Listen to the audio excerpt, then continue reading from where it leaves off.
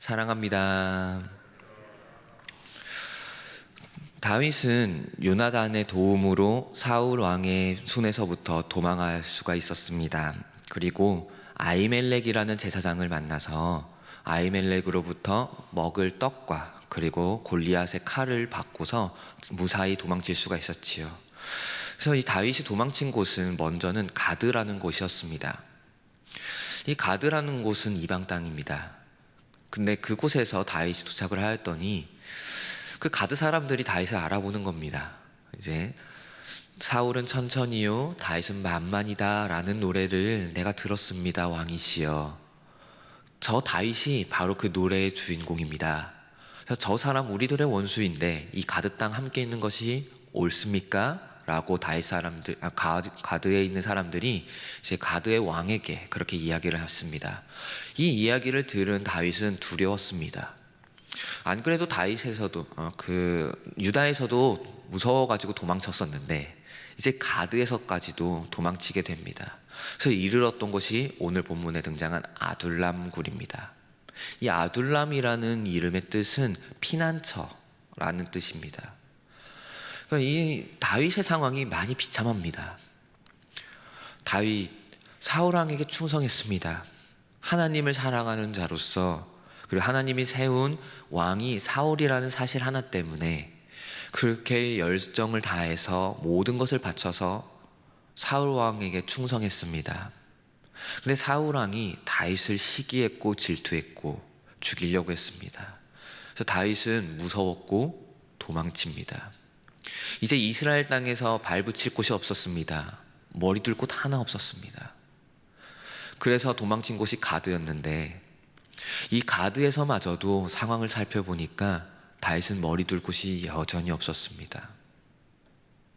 그래서 아둘람 굴이라는 곳에 혼자 들어가게 됩니다. 가장 비천한 자리로 찾아갑니다. 이 이전의 다윗의 모습을 한번 상상해 보십시오. 사람들이 환영해 줍니다. 사울은 천천히요, 다윗은 만만이더라. 그래서 주변 사람들은 다윗에게 몰려들기 시작합니다. 한때는 사울 왕도 인정도 했었지요. 모든 사람들의 그런 사랑도 받았습니다. 하나님께 사랑도 받았습니다. 어디를 가든 다윗이 온다라고 환영을 해줬습니다. 근데 얼마 지나지 않아서 다윗은 혼자 남게 됩니다. 그 누구도 자신을 도와준 사람이 보이지 않습니다. 심지어 제사장 아히멜렉마저도 사울이 두려워서 다윗을 숨겨주지 못하고 고작 떡과 칼만을 주고 보내줍니다. 이런 상황에서 다윗은 어떤 마음이었을까요? 한편에는 되게 억울함도 많았을 것 같습니다. 본인은 잘못한 거 하나도 없었고 그저 맡겨진 그 사명 하나 가지고 열심히 싸웠고 전쟁터에 나가서 수없이 많은 적군을 물리쳤는데, 근데 이 다윗에게 돌아온 거는 죽음의 위협 하나였습니다. 그런데 일어난 다윗을 하나님은 버리지 않으셨습니다. 하나님은요, 다윗을 다시 한번 기억하셨고 다윗에게 역전을 만들어주기 시작합니다. 상황이 역전되기 시작합니다. 아둘람 굴에 다윗이 혼자 있다라는 소식을 듣고 다윗의 가족들이 몰려듭니다. 그리고 또 한 무리가 몰려드는데 환난당한 자, 빚진 자, 그리고 마음이 원통한 자들입니다. 그러니까 사울에게 많이 핍박당한 자들이지요. 근데 한번 이 면면을 한번 살펴보시기 바랍니다. 좀 슬픕니다. 다윗의 가족들이요, 다윗이 쫓기는 신세였으니까 사울 왕이 그 가족들을 얼마나 핍박했을까요? 다윗의 가족들 또한 머리 둘 곳이 없어서 아마 다윗에게 같이 찾아왔을 것입니다. 그리고 환난당한 자, 빚진 자, 원통한 자들, 이 자들마저도 사울에게 핍박을 당해서 적에 적은 가군이라고 다윗을 찾아온 겁니다.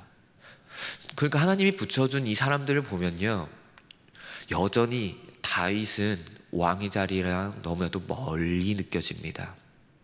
여전히 무언가 다시 한번 회복될 것만 같은 느낌이 많이 들지 않아요. 다윗의 주변은 여전히 연약한 자였고요.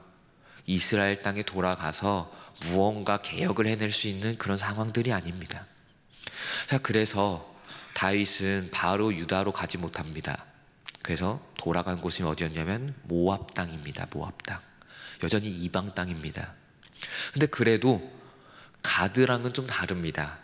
모압 왕이 이 다윗을 받아들여 줍니다. 이곳에서 다윗이 이렇게 고백합니다. 내가 이 땅 가운데 좀 기거하게 해주세요. 언제까지 기거할 거냐면은 하나님의 뜻이 무엇인지 알 때까지, 그때까지 내가 이 땅 가운데 거하겠습니다 라고 이야기를 합니다. 그래도 무언가 조금 나아진 그런 모습입니다. 이전에는 이방인들에게까지도 버림받아가지고 도망쳤었던 상황이었는데 그래도 모압이라는 그 이방 사람들이 받아줍니다. 거기서 그렇게 가만히 있었더니 갓이라는 선지자를 하나님께서 보내줍니다. 하나님의 뜻을 알려주기 위해서요. 갓이 이렇게 이야기를 하죠. 당신 이제 유다로 돌아가야 됩니다. 유다로 돌아가세요. 유다로 돌아가는 것이 바로 하나님의 뜻입니다. 그래서 다윗은 다시 유다로 돌아갑니다. 근데 여전히 너무 두렵지요. 그래서 숲을 가운데 숨습니다. 자, 이때 상황이 좀 반전이 되기 시작하는데 사울 왕의 모습을 하나님은 그리기 시작합니다. 사울 왕의 모습을 보면요, 다윗이 이제 무언가 바뀌고 있다, 상황이 완전히 역전되기 시작한다라는 걸 좀 살펴볼 수가 있습니다. 사울은 이제 신하들에게 갑자기 화를 내기 시작합니다. 다윗이 돌아왔다는 소식을 듣고요. 이렇게 화를 냅니다. 야, 다윗이 너희들에게 밭과 포도원을 주었더냐? 그럴 능력은 있더냐? 그리고 천부장, 백부장 세울 권세 다윗에게 있니? 아니면 나에게 있니? 나에게 있잖아, 사울 왕인 나에게. 근데 너희들 왜 도대체 저 다윗을 그렇게 감싸고 노는 거야? 내 아들인 요나단 왜 저 다윗을 살려주는 것을 기뻐했고, 요나단이 그 다윗을 살려주는 것을 아는 신하들 너희들은 왜 가만히 있어서, 왜 나에게 침묵해서 이런 말도 안 되는 상황을 만들어? 다윗이 다시 한번 돌아왔잖아. 이제 내 자리가 위협당할 거야. 너희들 왜 그랬어? 라고 하면서 사울은 그 신하들에게 화를 내기 시작합니다. 근데 이것이요, 사울의 지도력을 잃어버리는 발단이 됩니다. 그 다음 구절 한번 봐볼까요? 그 다음 구절에 보면은 그 도액이라는 인물이 등장합니다. 도액은요, 에돔 사람입니다. 이방인이에요. 정작 사울의 진짜 신하라고 부를 수 있는 이스라엘 백성들 그 누구도 사울에게 나와서 달래거나 아니면 어떤 변명하는 모습 아무것도 등장하지 않습니다. 누가 등장하냐면 에돔 사람 도액이라는 인물입니다. 도액이 사울에게 이렇게 이야기하지요. 아히멜렉이요, 제사장 아히멜렉이 다윗을 도와주었습니다. 다윗에게 떡을 줬고 그리고 골리앗의 칼을 줬습니다. 그리고 실제로 나중에 가면요, 17절 18절로 넘어가면, 22장 17절 18절로 넘어가면은 정작 사울왕의 호위병, 최측근이라고 볼 수 있는 호위병은 사울의 명령을 듣지 않습니다. 나 아히멜렉 제사장 안 죽일 겁니다 라고 거부를 해요. 근데 정작 누가 그 사울왕의 말을 듣냐면 에돔 사람 도액입니다. 이제 이스라엘 백성들은 사울 왕의 말을 듣지 않는 것을 보여주기 시작합니다. 그리고 있어요. 그러니까 상황이 역전되기 시작했다는 걸 성경은 묘사하고 있습니다. 다윗이 가장 비천한 곳으로 떨어졌으나, 그러나 비천한 곳에 떨어지는 그 시점부터 하나님은 하나하나 다윗을 왕으로 들어 쓰기 시작한다는 겁니다. 사울은 그 지도력을 잃어버리기 시작하고 그 권력을 잃어버리기 시작하는데, 다윗은 이제 다시 한번 이방인들에게 인정받고 그리고 다시 한번 유다로 돌아와서 이스라엘의 왕으로 세워질 거라는 것, 그것을 성경은 하나하나 그리고 있다는 겁니다. 때로는 우리가 이해하기 힘든 비천함에 처할 수도 있을 것 같습니다. 우리가 이 자리 가운데 나오셨듯이 열심히 새벽 기도도 드려봤고, 열심히 예배도 드려봤고, 교회에 충성도 해봤고, 그렇게 했는데 하나님도 그렇게 뜨겁게 사랑도 해봤는데, 그런데 우리들의 삶의 현실은 비천에 처할 수도 있을 것 같습니다. 무너질 수도 있을 것 같습니다. 그런데 다윗의 모습을 다시 한번 기억하시기 바랍니다. 다윗도 그랬습니다. 하나님께 충성했고 사울에게 충성했었던, 마땅히 할 도리 다 했었던 인물이 다윗입니다. 근데 이런 다윗도 비천에 한번 처했었지요. 근데 하나님은 이런 자를 절대 포기하지 않으십니다. 하나님을 사랑했었던 자, 그래서 마땅히 해야 될 도리를 충성되게 다 했었던 자를 하나님은 절대로 버리시지 아니하십니다.